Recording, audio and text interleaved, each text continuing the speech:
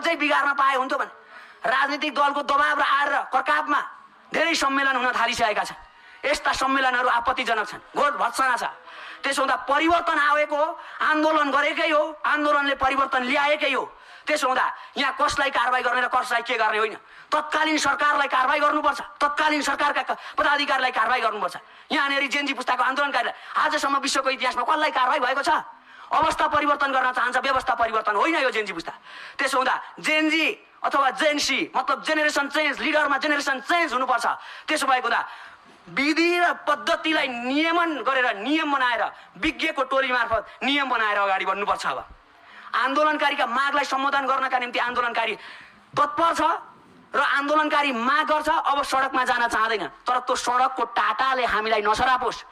त्यो शहीद किन भयो?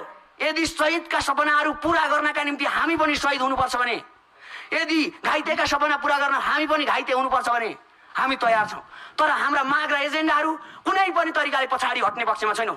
हामी कुनै भूगोललाई प्रतिनिधित्व गर्ने पक्षमा छैनौँ। हामी कुनै उसलाई, समग्र देशलाई, आज धेरैजना व्यक्तिहरू को पक्षधर के पक्षधर होइन, नेपाली जनता पक्षधर, नेपाली आमा पक्षधर, नेपालको भूमि पक्षधर, नेपालको सार्वभौम सत्ता पक्षधर, नेपालको स्थिति